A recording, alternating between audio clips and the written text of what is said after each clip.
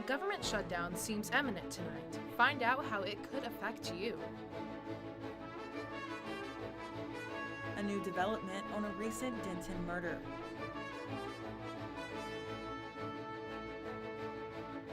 And a review of an annual Denton festival.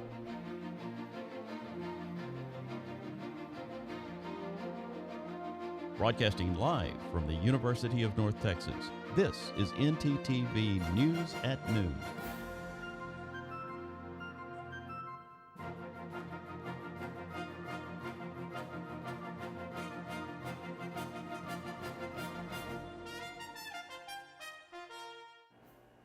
Good afternoon, and thank you for joining us for NTTV News at Noon. I'm Taylor Reed. And I'm Talea Munson. If anything on your to-do list for today involves Uncle Sam, you might just want to cross it off. The threat of government shutdown is currently looming over Washington, D.C., and if Congress cannot reach an agreement by midnight tonight, Americans could feel the backlash of it. If you're like me, you're probably wondering exactly how this shutdown could affect our country. Shelby Wright is here to give us more information. Shelby?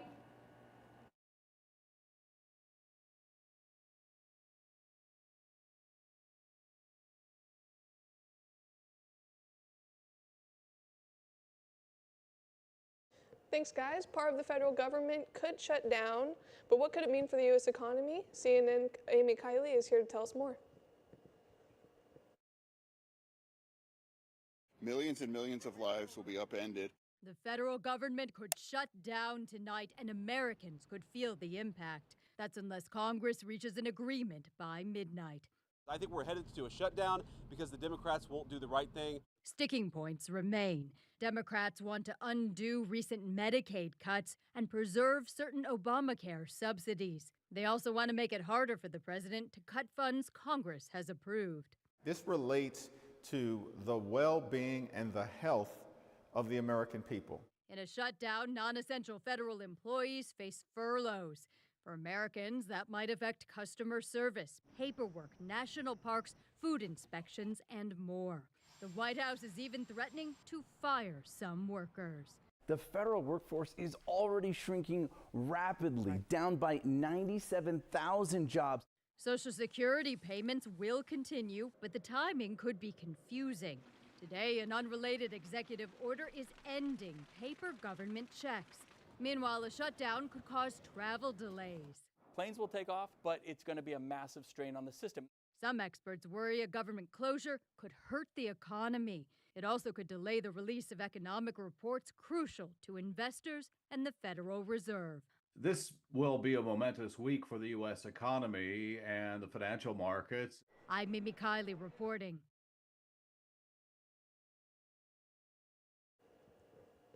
The federal government will shut down around midnight Eastern time tonight if Congress does not come to an agreement. Thank you, and back to the desk.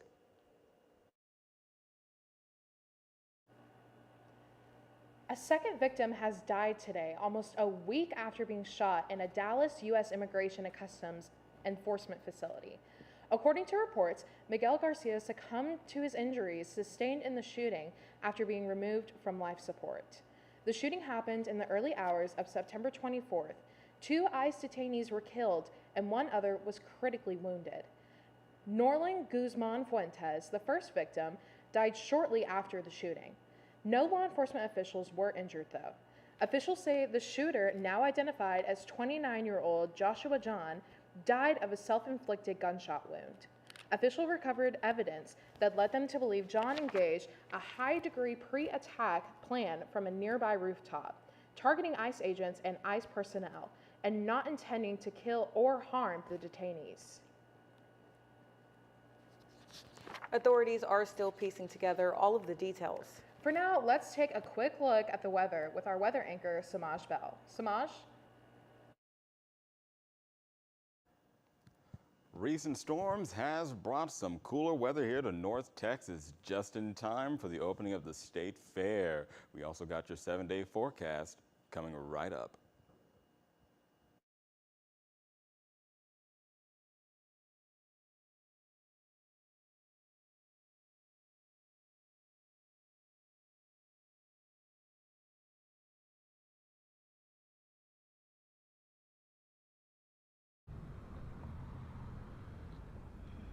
A Denton man was shot and killed outside the Quick Trip parking lot on Eagle Drive and Carroll Boulevard early Sunday morning.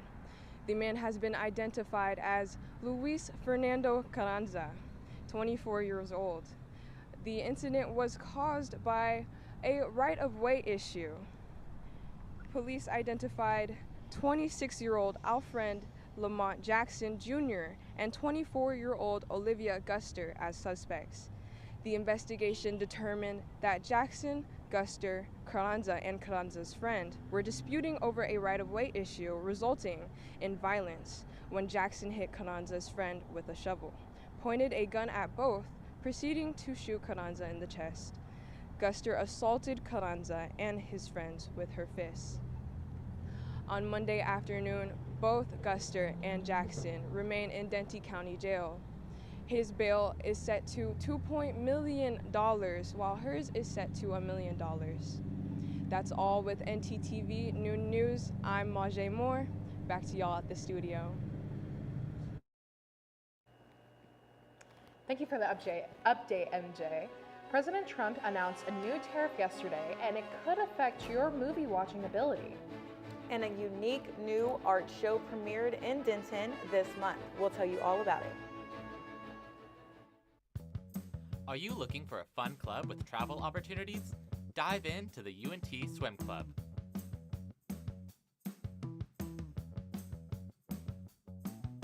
Practicing Monday, Wednesday, and Fridays from 7 to 9 p.m. at the Pole Recreation Center. We accept members at any skill level. For more information, reach out to us at unt.swimclub on Instagram.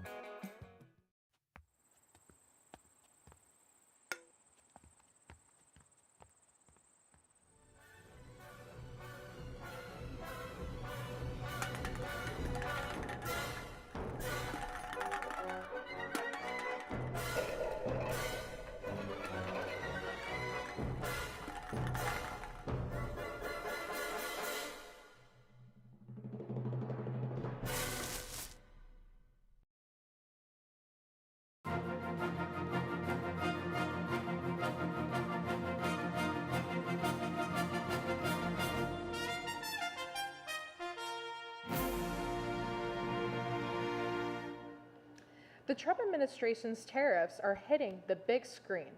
In a social media post yesterday, President Trump announced that he has plans to impose a 100% tariff on, quote, any and all movies that are made outside of the U.S.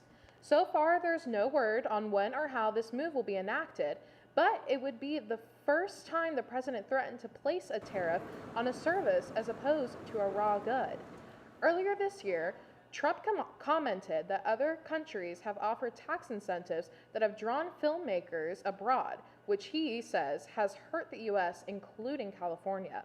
At least one industry analysis says a tariff like this would be too tough to enforce. Disabilities are more than what meets the eye. Local artists displayed this in the form of art, where it was showcased in an exhibit at the UNT Collab this month. I spoke with the organizer of the show. Take a look. Invisibly Visible, an art show where one picture is worth 1,000 words. To Emily Cavender, this art can spark a change. Art is always part of the revolution, you know, in any oppressive government, art is usually the first thing to go, because art has the power to change things. Paintings, jewelry, sculptures, poems, and more. Invisibly Visible had it all. For 22 days at the UNT Collab, visitors experienced art made by Texas natives living with disabilities. The show is all about giving people an opportunity to share their voice, raising awareness of people living with disabilities, raising awareness of the presence of disability in our society and the talent and the inspiration and, you know, the awesomeness of everyone's story and everyone's art. Cavender says artwork gives power to those stories. This exhibition in particular, I think that it opened people's minds and it opened people's hearts to express their story, but have other people come in and start understanding. Understanding that disabilities come in all forms. A lot of my disabilities are invisible. Like, you can't see my pain, and a lot of us are very good at masking. Cavender says the outcome was overwhelming for both those who visited the exhibit and those who were able to share their stories through their work. Though the show has ended, these stories will continue to live on through art. With North Texas Television, I'm Talea Munson. Be on the lookout for more shows like this one in the near future. Country music legend Dolly Parton has announced that she will have to postpone her upcoming residency in Las Vegas. The singer was scheduled to perform at Caesars Palace this coming December, but has since revealed on social media that she is dealing with some health issues and will need to undergo a few procedures to get them corrected. The 79-year-old said that because of this, she won't be able to put in the rehearsal time she needs for the show and wants to put on a performance that fans expect to see. Parton said she has no plans to retire, but says that this was a sign that she needs to slow down. No word has been released on when the shows will be rescheduled to. We'll be keeping an eye out for updates on Dolly's health. We sure will, but for now, let's take a look at what we can expect this week weather-wise with our weather anchor, Samaj Bell. Samaj, how's it looking?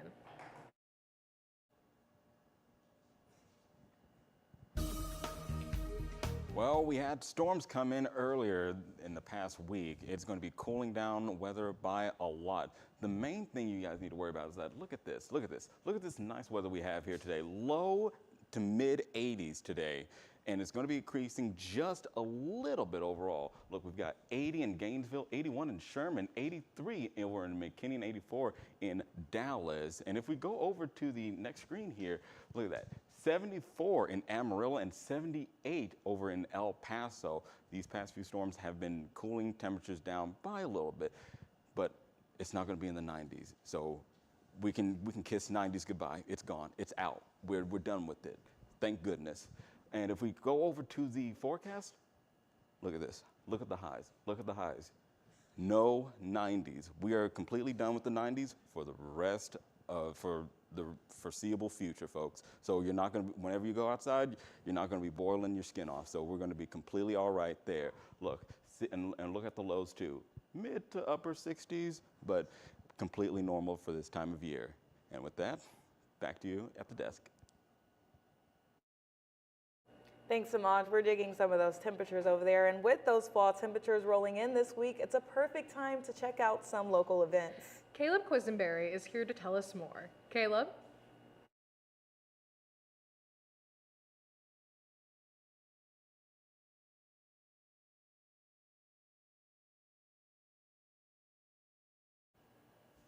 Thanks, guys. Denton's creative community was highlighted this weekend with the Zine and Art Party, an annual pop-up market celebrating local artists and independent publishing. Let's take a look.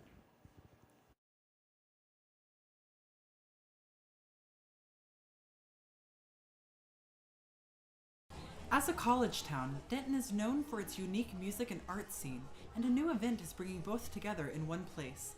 Let's talk to one of the DJs. I am Evie, on Instagram that's Evie_FN. So this is Teddy's first rave. It's at Studio E in Denton off the square. It's really fun. I've played at raves with like 1 or 2 vendors, but this is the first time we have like 5 or 6 different booths. There's necklaces, bracelets, candy, t-shirts, there's some for everybody. And while the shoppers browsed, the music kept the atmosphere alive well into the night. I have never been to a Market Rave Fusion before. This has to be my first, and I'd love to see this become a more recurring thing. For many, the low prices and new concept made the event more appealing than other nightlife options. What caught your eye? What were you kind of drawn to in there? I was definitely drawn to like probably some of the earrings and the jewelry. I am wearing a lot of jewelry, so. And I wanted to ask, how are the prices compared to maybe commercial prices or anything? Honestly, it's very like not bad at all. It's very much like lower compared to more normal like commercial prices. For vendors, the event also creates an opportunity to reach the community face to face. I just feel like with everything going on in the world right now, it's obviously just no-brainer, better to support small businesses. The goal is simple: celebrate Denton's culture while keeping it thrifty. With its blend of music, market, and spirit, Teddy's first event truly made its impact. Zines aren't just a piece of paper. They're a part of Denton's story. For Denton on a Dime, I'm Caleb Quisenberry. Back to the desk. Thanks, Caleb. More migrants could be entering the U.S. according to a new USDA announcement. And a Catholic school teacher could lose her job because of her pregnancy. More after the break. All right, look up here. 1, 2, 3. Mom, Dad, I got it.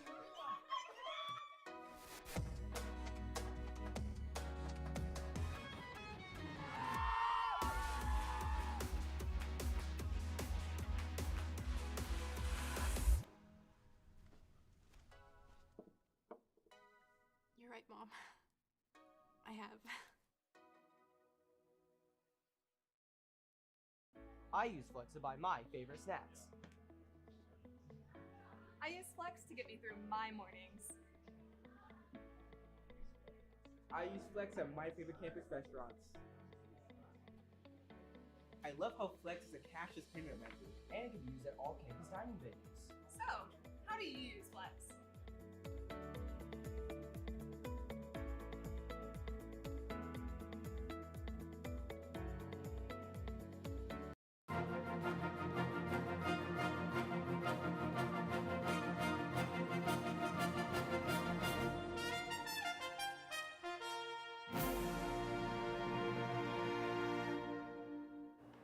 Welcome back. The U.S. Department of Agriculture has rolled back migrant seasonal worker requirements for farmers. More with the story is CNN reporter Ryan Gamboa.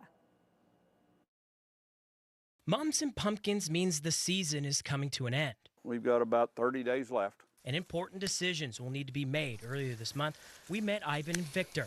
Unas galletas. That's Bullen Farms' H-2A seasonal workers on a visa from Mexico. We have a new opportunity versus to Mexico is difficult.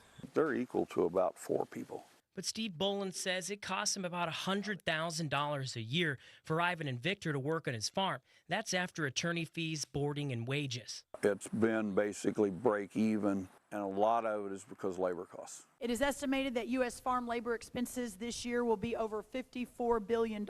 Since we first reported in January, USDA Secretary Brooke Rollins announced in Kansas City her office is working to make the program more affordable, eliminating yearly wage increase provisions and in-person interview requirements to renew yearly visas, all at the farmer's expense. It will take Congress to fix this problem. But Steve is already planning for next year, unsure if the relief will come soon enough to bring Ivan and Victor back. And these are steps in the right direction. I like because I'm helping my family in Mexico. And while farmers like Steve Bullen feed our community, there's some helping hands grateful for the opportunity. It's better because in Mexico, I don't have to work. A Catholic school kindergarten teacher in New Jersey was under the impression that being a surrogate for a family was a good thing, but her employer thinks otherwise. She's now being told at 25 weeks pregnant that she may have violated her contract and put her job in jeopardy. Walter Perez has the story. Jadira Benia says she is still a bit shocked by what she says a school official from St. Mary's School in Vineland told her about 2 weeks ago. Me not thinking anything of it, not thinking I'm doing anything wrong, because the first time I was a surrogate, I was working at a different Catholic school. I said, oh, I'm going to be a surrogate. And he looks at me and says, you're renting your uterus? The 35-year-old Benia, a kindergarten teacher at the school, says a few days after that conversation, she was called in for a meeting with school and church officials. So I go into the office and they said I'm possibly in violation of my contract and that I would be suspended or placed on administrative leave. The Catholic Church has long had a negative view of surrogacy, seeing it as an affront to human dignity and a violation of the natural order of procreation. We did reach out to the school for comment. The principal sent us a statement reading in part, "It has been our hope to meet with her to help her fully understand the Catholic Church's teaching on surrogacy, but that has not happened as of yet. Mrs. Bonilla is a valued teacher and one we hope will one day again teach in our school with the full knowledge of our faith which guides our educational principles. And while Jadira says she has no regrets, she admits it's been a tough month. It's been overwhelming. It's been stressful, you know, just not knowing where do I go from here, what's going to happen with my job. This is Bonilla's second surrogacy, both times with the same family. She has stated that she was placed on paid leave on September 12th, and a meeting with the church and school officials is currently scheduled for next Saturday to discuss what is going to happen next. And if you haven't heard yet, a performer for the 2026 NFL Super Bowl halftime show has officially been announced, and it might not be who you expect. That's right. Coming up, Christina is going to give us the details on it, as well as a look into what to expect from the MLB with the conclusion of their regular season.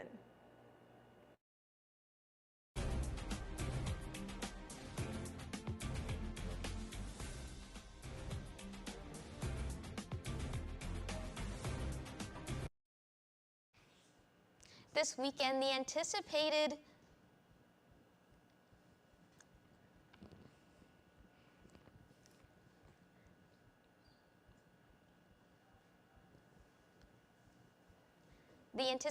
Ryder Cup golf tournament took place in Farmingdale, New York, and both Team USA and Team Europe came to win. The added pressure from a controversial and rowdy American crowd who chanted vulgar remarks, disrupted players mid-swing, and threw drinks at players did not stop Team Europe from winning the trophy.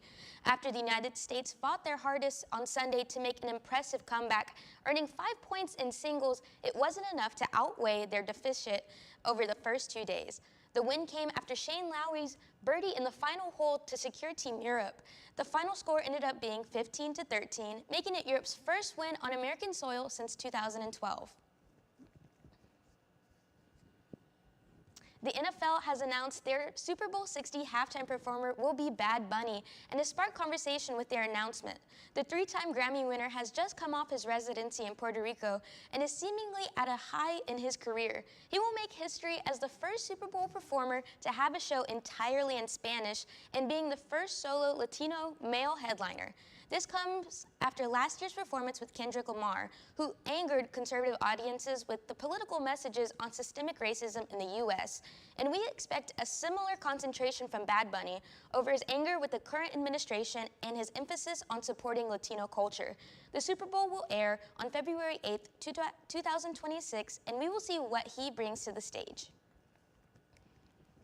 And as the regular season has just finalized, we now head into the MLB playoffs with the first games of the wild cards taking place today. 12 teams are in the playoffs, and by the end of the week, we will reduce that to just 8. The Toronto Blue Jays are entering the bracket as the #1 seed and have a tied record of 94-68 with the New York Yankees. The Blue Jays will face the winner between the Boston Red Sox and the Yankees as they play this evening at 5 at Yankee Stadium, with Max Fried starting off Game 1 of the historic rivalry. Thanks, Christina. A Polish man sets a world record by climbing Mount Everest without supplemental oxygen. This ascent was his third attempt at climbing Mount Everest, the tallest mountain on Earth, at 29,032 feet high. More with the story is CNN reporter Jeremy Roth. A daredevil climber became the first to summit and ski down the world's tallest mountain without the use of supplemental oxygen. More than 6,000 people have climbed to the top of Mount Everest, and some 200 have done it without the aid of bottled oxygen. But according to Red Bull, Polish climber Andrzej Bargiel became the first to do just that and also ski back down the gargantuan mountain. Bargiel spent nearly 16 hours climbing in the mountain's so-called death zone, the area above 26,000 feet, where the air is extremely thin, and then somehow managed enough stamina to descend dizzying slopes and treacherous ice falls before returning to his team waiting at base camp. There were celebrations at the bottom and from the top as the Polish Prime Minister took to social media to laud his fellow countrymen's death-defying accomplishment. It's hard enough to break records in the highly competitive world of running. This guy did it on all fours. Guinness recently confirmed the Japanese man broke the world record for the fastest 100-meter quadrupedal run by a human. The 22-year-old set a new blistering time of 14.55 seconds for the unorthodox feat, which he said he trained for years, in part by studying the movements of animals, such as dogs, cats, and even monkeys. Finally, no climbing, skiing, or running was required for this world record, just letting it all hang out. Rudolph Martino of Alabama was certified by Guinness World Records for having the world's longest natural beard locks on a living man.